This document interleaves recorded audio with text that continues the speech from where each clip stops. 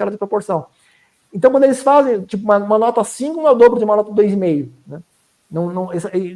Isso é um tipo de erro que é muito comum em uma grande variedade de situações. Inclusive, tem casos de artigos de matemática que fazem esse tipo de coisa, artigos de física que eles misturam, não propriamente com temperatura, mas em outras situações que você tem uma escala que não poderia fazer esse tipo de coisa, eles fazem. Eles colocam uma proporção onde não poderia. E publicidade, principalmente. Publicidade você encontra uma quantidade absurda, né? De aplicação de proporções onde não poderia. No caso, você tem o exemplo de shampoo 300% mais eficiente do que o outro. Né? Então, mata 99,9% das bactérias. Né? Talvez nesse caso, eu não sei dizer se eles fazem uma métrica ou se eles estão chutando. Talvez eles chutem. Todos matam 99,99. Se aparecer uma que não matou, essa. Porque estava previsto que podia escapar alguma lá. Ó. Pô, foi aquela ali, ó. Foi aquela que. Sem pé o discurso, né? Deixa eu te perguntar uma coisa. Você acha que uma pessoa pode melhorar sua inteligência em qualquer fase da sua vida? Então, o conceito que se tem de inteligência é outro problema, né? Porque os psicólogos eles têm muitas especulações sobre isso, muitas contradições, e quando você pega as interpretações dos filósofos sobre o significado de inteligência, são melhores do que os psicólogos. Os psicólogos estudam isso a vida inteira e dão interpretações muitas vezes inadequadas. Né? Inclusive, eu estava conversando há poucos dias com um rapaz que estava fazendo psicologia, ele estava dizendo que estava assistindo às aulas e ele não concordava com nada que o professor estava falando. O professor estava falando um monte de coisas que não fazia sentido para ele. Né? Então, e na psicologia, você meio que induzido a engolir um monte de coisa que não faz o menor sentido. E continuam fazendo isso até hoje. Na filosofia já é muito mais interessante, muito mais questionável, né? As pessoas são estimuladas a analisar criticamente, muito mais do que na psicologia. Na psicologia está meio corrompido. Na ciência, depende muito. Né? Eles são menos questionadores na ciência do que na filosofia. Na filosofia eles são mais questionadores, mas algumas vezes eles questionam pontos que você tem 0,1% de probabilidade de ser daquele jeito e 99,9% de ser de outro jeito. E eles tratam como se fosse mais ou menos equivalente. Aí tem que tomar um certo cuidado, porque embora você tenha uma probabilidade de que aquilo seja falso, é uma probabilidade tão pequena que você tem que interpretar como o mais plausível, como sendo razoável. Né? É o que se chama de raciocínio abdutivo. Né? Então você tem o dedutivo, o indutivo e o abdutivo. O indutivo é quando você tem um conjunto grande de exemplos, e a partir daquele conjunto grande de exemplos você faz uma inferência do que é provável a partir daquele conjunto grande de exemplos. No caso do dedutivo, você tem um conjunto de axiomas, e a partir daqueles axiomas você faz deduções de outras proposições progressivamente mais complexas e mais sofisticadas. E o abdutivo é quando você tem uma coisa que é provável, mas que não é garantida, e você faz especulações, mas razoavelmente plausíveis. São conjecturas, né, que você vai fazendo a partir de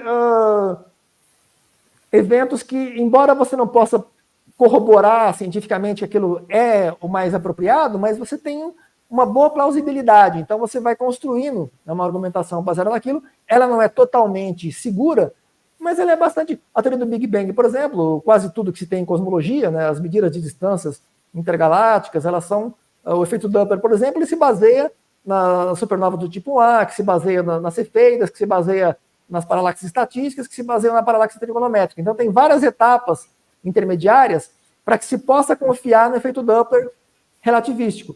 Quer dizer, se algumas daquelas estiverem erradas, o resultado final está errado também.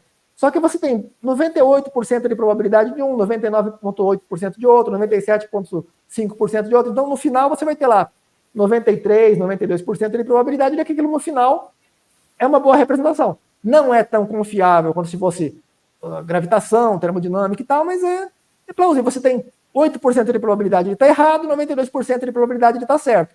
Então é plausível, inclusive para operacionalizar, né, a ferramenta para você. Assim, se você não tem informação nenhuma, ou se você tem uma informação com 92% de confiabilidade, é melhor que aquela de 92% que não tem informação nenhuma. Então você trata como se aquilo fosse uma explicação razoável, pelo menos aceitável, ainda que, né, não seja totalmente segura. Travou? Ah, não, voltou. Acho que não, acho que deu. A cada 30 minutos a câmera ela faz isso aí, ele faz esse barulhinho a cada 30 minutos. Então, uma questão assim, deixa eu ver como eu posso te perguntar. você acha que existe algum método já testado de aperfeiçoar a inteligência? Porque normalmente quando você começa a pesquisar esse tipo de coisa, o que você encontra é aperfeiçoar técnica de estudo, né? Sim, ou tem técnica de memorização, né, memorizar e repetir. Normalmente é isso que você encontra, né? E eu vi que a tua preocupação é outra. Sim, Em geral, exatamente. a preocupação é mostrar como que funciona esse mecanismo aí por trás da parte visual da inteligência, que é a execução de alguma tarefa ou de alguma. Você fazer uma frase, né? Enfim, isso aí a gente só vê o resultado final, né? Mas eu já percebi que você gosta de entender o mecanismo que é responsável por isso, né? Então, eu realmente acho que falta material que aborde essa questão do ponto de vista da inteligência. E não do conhecimento, do estudo e das técnicas e tal de memorização, né? Como você vê essa confusão aí que eu acho que ainda existe, né?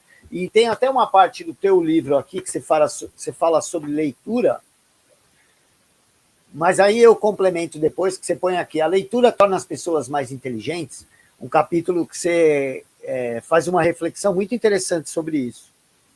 Então, por favor, gostaria de ouvir. Eu acho que a primeira parte seria compreender o que é de fato a inteligência, porque quase todos os significados que você encontra em livros, em artigos, na Wikipedia, na Enciclopédia Britânica, todas as fontes que você encontra alguma atribuição de significado para a inteligência são baseadas em especulações muito rasas. Eles não entendem exatamente o que é de fato a inteligência e se baseiam em exemplos muito primários e muito que não são representativos do que é de fato a inteligência.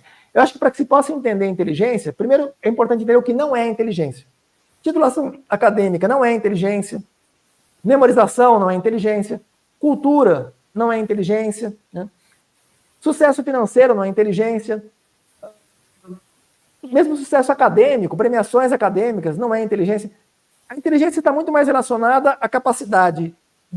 Tem vários níveis intelectuais diferentes que você tem um significado diferente dependendo do nível. Os níveis mais altos de inteligência estão relacionados à criação intelectual, né? Compreender como o mundo funciona e, quando tem alguma coisa sendo feita de maneira errada, você corrigir e, quando não tem uma solução para alguma coisa, você desenvolver uma solução. Por exemplo, o avião, né? A ideia de voar desde a antiguidade que se tem essa intenção de voar. Para resolver esse problema é muito mais complexo do que a maior parte dos problemas que os geômetras gregos tratavam no começo.